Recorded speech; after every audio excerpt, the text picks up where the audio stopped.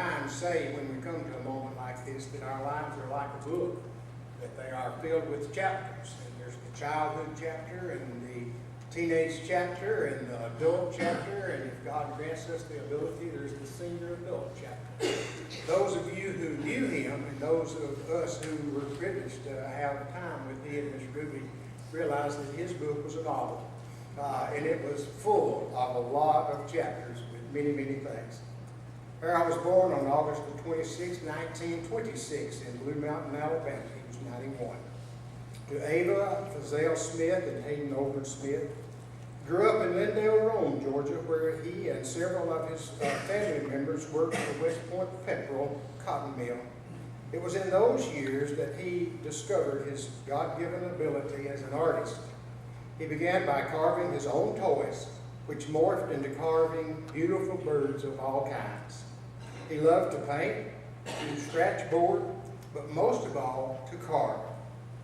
He began showing art at art shows, He began showing at art shows, which is how he met his devoted wife, Ruby. That's right, I know that story. Ruby, whom he married October the 12th, 1967.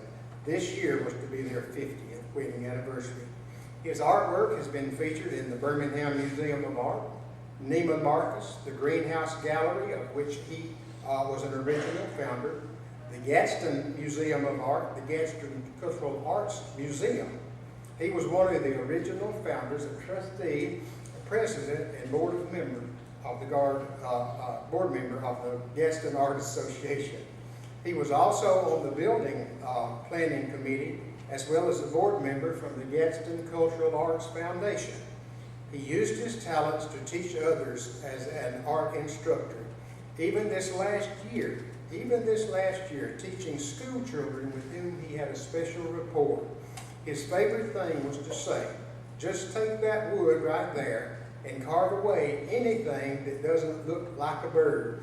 And he shared that with me one day in his home. I looked and I said, Harold, how do you do it? How do you do it? And he says, well, Bill, I just get that block of wood, and whatever doesn't look like a bird, I just start carving on it. And he loved to tell people that. He had an amazing ability to recall details from memory instead of having to use a picture from which to draw. In his lifetime, he won hundreds of awards and ribbons for all of his work. Harold was a patriot, and he loved and he fought valiantly for America in World War II and the Korean War. He was a gunner on a merchant ship, part of the refueling team at sea for the Battle of Normandy. He crossed the Atlantic more than a dozen times. He was both in the Marines and the Navy, and he also worked for the Army. He liked to simply just joke and say he couldn't make up his mind which one to choose, so he just chose them all. He said many times that if he could still do it, he would fight for America even today. He was a man of honor and valor, willing to sacrifice his life for all. And I do remember him telling me one time there on that ship on the crow's nest, I believe, that he saw a torpedo headed that way. But just by the grace of God, it missed, and their lives were spared. He was a member of James Memorial Baptist Church for over 40 years. He taught RAs, and that was such an impression to me. For Harold was teaching RA boys when he was 75 years of age and taking them on campouts. And how wonderfully well that speaks of someone. He loved those boys, and he would give them anything that he possibly could. He was part of the mission teams, carved the dove that hangs in the baptistry, and painted several pictures of the church in the foyer. He knew Jesus as his personal Savior and was very thankful for deacons Joe Hall, Lynn Coward, and the others who befriended him and ultimately were responsible for his coming to Christ. Harold was an Eagle Scout. He was a Scout Master.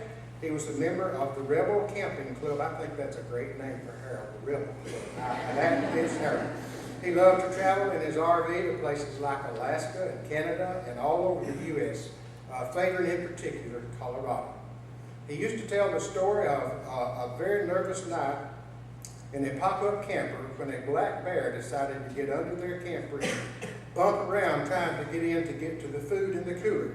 He was a photographer and he loved to try to capture deer, elk, moose, bear, mountain goats, as well as scenic